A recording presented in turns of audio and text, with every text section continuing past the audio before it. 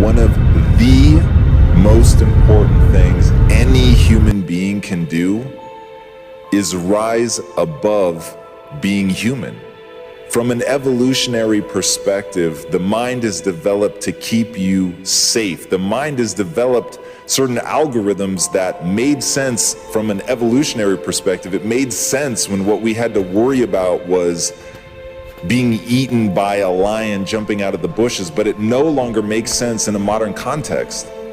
And when you allow the fear of being ostracized, when you allow the fear of stepping outside of your comfort zone, when you allow the fear of failure to hold you back, that's when people stay small. That's when people never really build the life that they were meant to live, because they're always, from a chemical standpoint, they're allowing themselves to be held back by their very humanity, by the very thing that got us here. But once you realize that now, in a modern context, you can take control of the evolution of your own mind, you can leverage the fact that what humans are, what makes us great, isn't what got us here. It's our ability to adapt. It's our ability to look around at the environment that we live in now and saying, how can I shape myself to make sense in this world?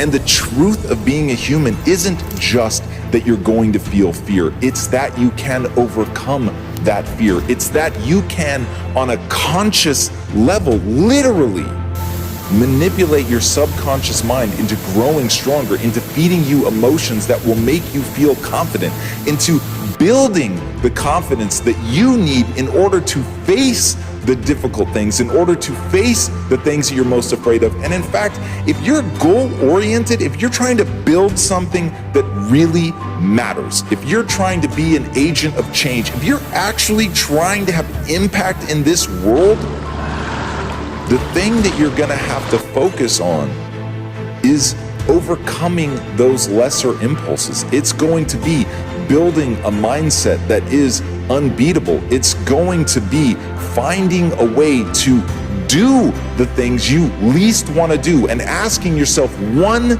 simple question. What do my goals demand? What am I trying to do? What am I trying to build? Who am I trying to become? Once you understand that, then you can work backwards. You can see what the path to execution is. And along the way, anytime that fear rears its ugly head, anytime you feel crippled by failure, anytime that you land smack dab on your face, if your goal demands that you get up, if your goal demands that you push through that, if your goal demands that you crush that fear down and find a way to build the confidence that you need to keep doing, then that's what you're gonna do. And being able to leverage the fact that we as humans are adaptation machines. I know at times it feels like what we really are is failure machines. We're fear mongers. But at the end of the day, what makes us great is our ability to change. And once you understand that, once you understand only you can hold you back, you may not be able to stop yourself from feeling fear, but you can stop yourself from giving into it. You may not be able to stop yourself from failing, but you can stop yourself from giving into it. It all comes down to how you react. It all comes down to what you decide you're going to do. So whether you feel fear or not is irrelevant. It comes down to what you do on the other side of that. And at the end of the day, that's all that matters. Courage is not the absence of fear. It's rising up in the face of it, according to Mark Twain. And so if we can all do that and have the courage to act, even in the face of fear, then you can do something extraordinary with your life. And that's it. That is what people hunger for. They want to do something. They want their time on this earth to be felt. They want to echo. They want to have mattered. But you're never going to be able to do that unless you can first overcome fear. but that ultimately is in your control. So take advantage of that. Push yourself, develop, force yourself to become that vision of who you know you can become. And if that demands overcoming fear, then overcome it.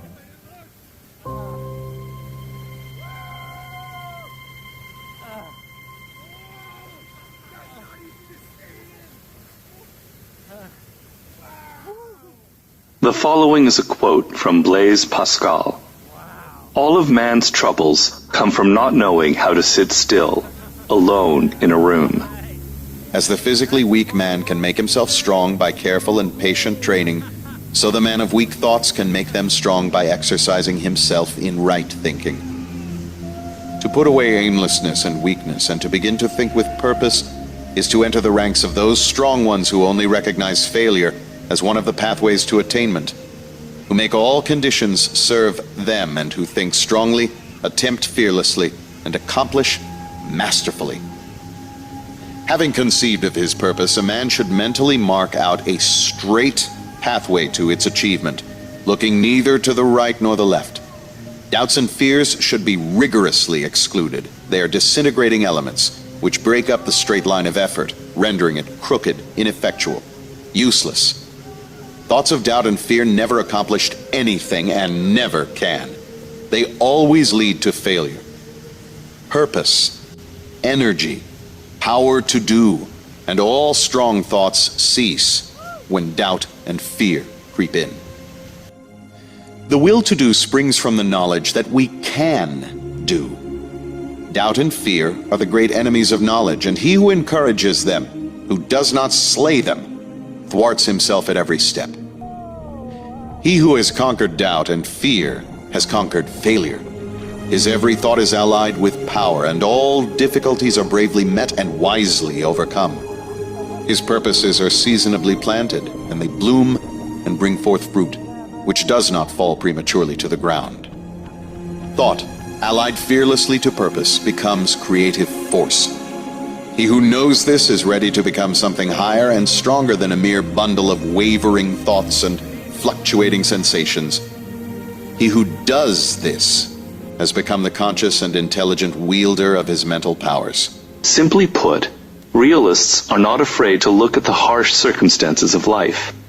They sharpen their eye by paying keen attention to details, to people's intentions, to the dark realities hiding behind any glamorous surface. Like any muscle that is trained, they develop the capacity to see with more intensity. It is simply a choice you have to make. At any moment in life, you can convert to realism, which is not a belief system at all, but a way of looking at the world. It means every circumstance, every individual is different, and your task is to measure that difference, then take appropriate action. Your eyes are fixed on the world, not on yourself or your ego. What you see determines what you think and how you act. Until thought is linked with purpose, there is no intelligent accomplishment. With the majority, the bark of thought is allowed to drift upon the ocean of life. Aimlessness is a vice, and such drifting must not continue for him who would steer clear of catastrophe and destruction. They who have no central purpose in their life fall an easy prey to petty worries, fears, troubles, and self-pityings, all of which are indications of weakness, which lead just as surely as deliberately planned sins, though by a different route, to failure, unhappiness, and loss. For weakness cannot persist in a power-evolving universe. A man should conceive of a legitimate purpose in his heart and set out to accomplish it. He should make this purpose the centralizing point of his thoughts. It may take the form of a spiritual ideal, or it may be a worldly object, according to his nature at the time being, but whichever it is, he should steadily focus his thought forces upon the object which he has set before him. He should make this purpose his supreme duty and should devote himself to its attainment, not allowing his thoughts to wander away into ephemeral fancies, longings, and imaginings. This is the royal road to self-control and true concentration of thought. Even if he fails again and again to accomplish his purpose, as he necessarily must until weakness is overcome, the strength of character gained will be the measure of his true success, and this will form a new starting point for future power and triumph.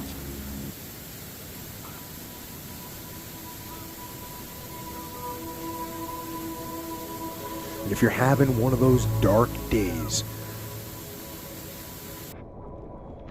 it's okay. It's okay. It's okay to feel that darkness. God in your mind that you think that people don't understand, that's okay. They don't. But you do. You know darkness. You know evil. But more important than that, you know good. You know light. And you know laughter and love better than anyone. So,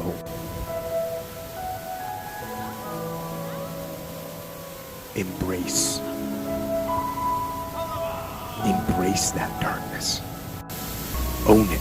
Don't look away from it. Don't bury it in booze or in pills. Live your life. Embrace your life. With physical activity and with nature and with jujitsu and with sun and with laughter and guitar and good memories and creativity and discipline. Discipline yourself so you can free yourself and move forward into the future.